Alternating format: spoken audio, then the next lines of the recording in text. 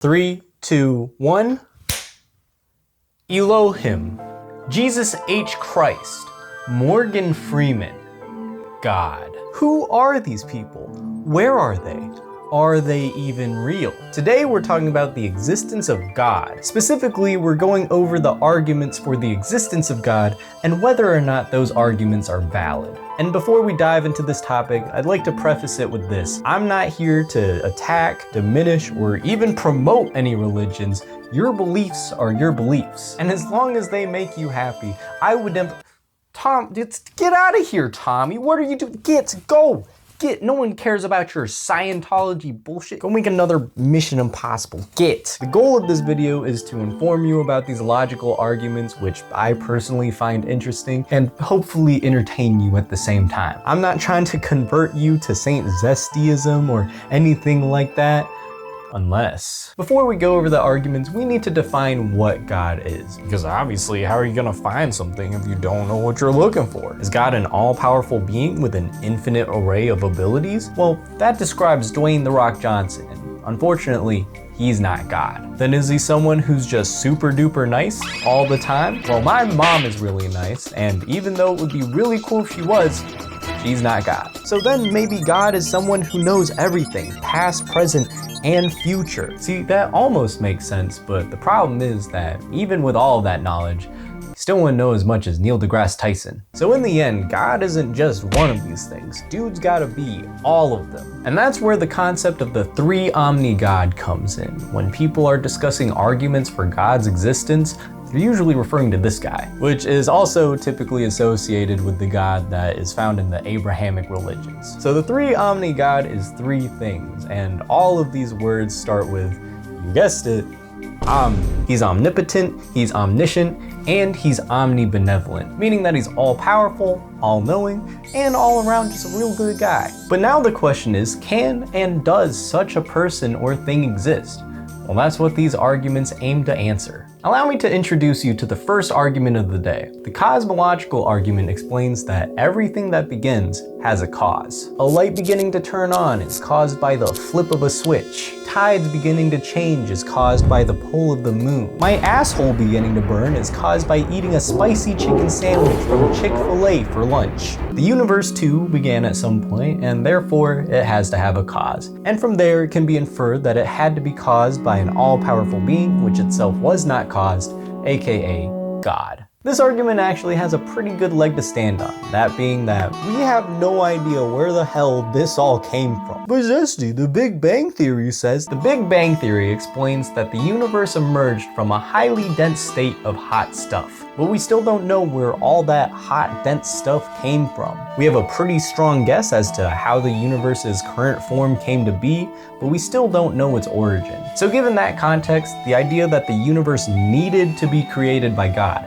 isn't the most far-fetched idea. But also given that context, it wouldn't be the most far-fetched idea to say that the universe was created by a bunch of invisible magic goblins. Yeah, so that same thick, muscular leg holding up this argument is also quite broken and crippled and poorly splinted. Again, we don't know where this universe came from. We weren't there in the beginning to see it all happen. Who's to say that it didn't just simply exist, or that it's not all just lines of code in a simulation, or that it wasn't our good friends, the invisible magic goblins? And even if God did create the universe, where did he come from? How come he gets a free pass as an uncaused event? This line of thought gets even more complex when you start to consider the predestination paradox, where you assume that God, being powerful enough to create the universe, would also be powerful enough to go back in time before he even existed to create himself, thus causing God 2.0 to create the universe. In the end, the cosmological argument is simplistic to a fault, leaving a plethora of questions in its wake. It definitely offers a possibility, but ultimately, that's all it is, a possibility. Next, we have a few different arguments that can be grouped together in what are called the empirical arguments. Basically a fancy schmancy way of saying that these arguments are based on what we can observe. In order of goofiest to most sensible, the argument from beauty argues that aesthetic beauty can only come from an all-powerful being such as God. And since the world is full of beauty, from the beauty of the natural world, the beauty of the laws of physics and mathematics, to the beauty of everyone's natural talents and skills, then a God with an understanding of aesthetic beauty must have created it. The problem with this argument is quite simple. It assumes that beauty solely comes from God, while completely ignoring the idea that the perception of beauty is a very psychological response that everyone experiences subjectively. Yeah, this one to me is just kind of based on nothing.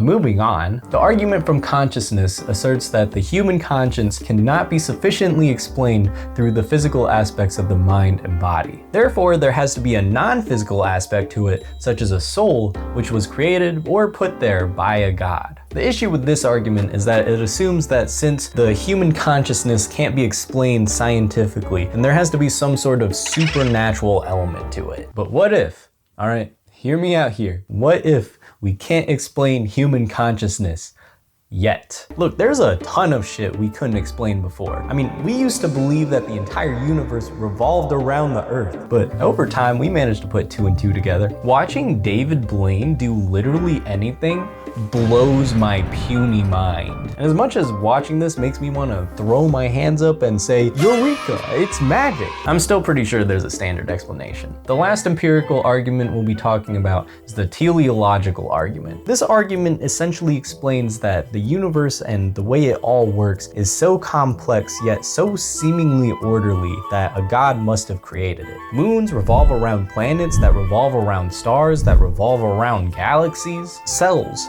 weather, moist criticals booming testosterone. The golden spiral appears in nature often enough to make you think that someone really did put it there. The same way that the detailed inner workings of a clock had to be put together by a clockmaker, the universe seems to be put together by a highly intelligent and powerful God. I personally find this to be one of the most interesting and convincing of the arguments. It's simple yet effective, because thinking about just any given thing in nature and its many complexities, sometimes it can be hard to understand how something like that could just happen by chance. With that said, why not? The teleological argument has a similar pitfall as the cosmological argument. We never observed the beginning of the universe, so we can't confirm that it was in fact created by God and didn't just happen at random. And as philosopher David Hume explains, the universe is so vast and infinite that just because what we can observe seems so orderly doesn't necessarily mean that the rest of it is. And Voltaire adds an interesting point that though the universe does seem to be made by design, there still isn't evidence that the one who designed it is the same one who created it. Perhaps this being was simply the sculptor, but did not himself create the marble this world was chiseled from. And once again, just like the cosmological argument, the teleological argument begs the question of the origins of the designer. Where did he come from? And if he was in fact able to create something so complex, then wouldn't that mean that he himself is even more complex than the thing he created? And if that's the case, then perhaps the designer has a designer. There are a few other arguments for the existence of God, but the last one we'll be going over today is the ontological argument. Okay, bear with me here. The ontological argument explains that God is a being of which nothing greater can be conceived. And if the concept of God can exist in the mind, then God must also exist in reality, because if God only existed in the mind, then an even greater being can be conceived, a God that both exists in the mind and reality. Therefore, God must exist in reality in order to fit this definition of being the greatest possible being conceived. So here's everything about that argument that made sense.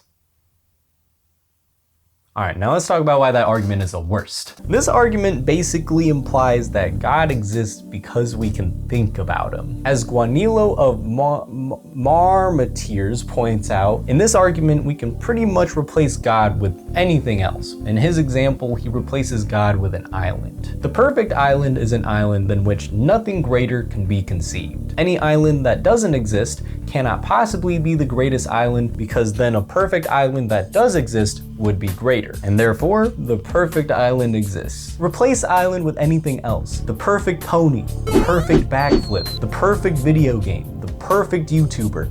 Bad example because I exist. The perfect anime girl waifu. Obviously, the perfect version of any of these things don't exist, and really they can't exist because the idea of perfection is so subjective, and we can't possibly conceive every detail of what that perfection entails. A lot of other philosophers took issue with the use of existence as a quality of the concept of God. Our man David Hume argues that any concept of God we have, we can conceive of either existing or not existing. Therefore, the contradiction the ontological argument uses to prove God's existence can't apply. Immanuel Kant also went on to make several criticisms of the ontological argument. The big point he made was that existence is not a prerequisite you can use in arguments. You could argue that if God exists, then he is the greatest conceivable being, but that doesn't mean he exists. It just means that if he were to exist, then he would have this quality.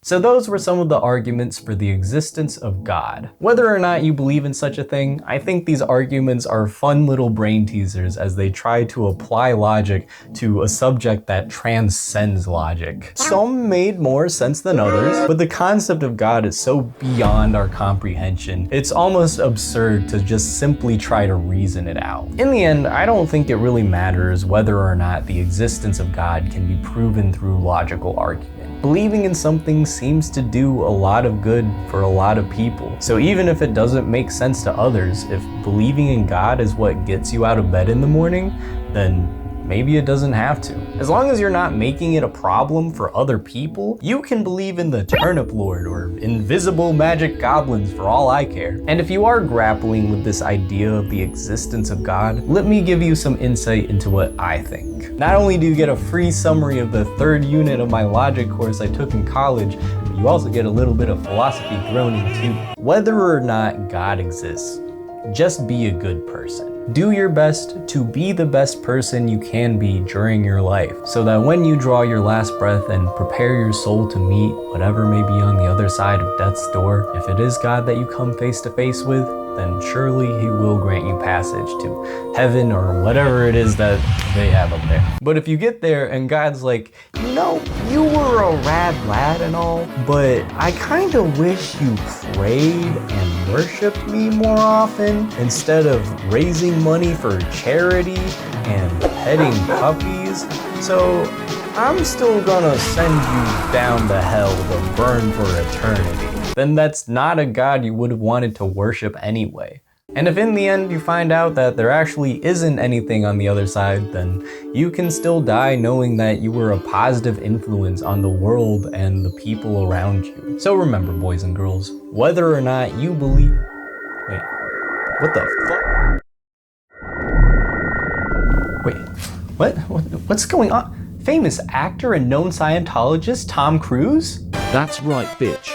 You think you can just keep dismissing Scientology without any consequences? I'm going to show you what we're all about. Time to freeze your ass. Glory to Zesty.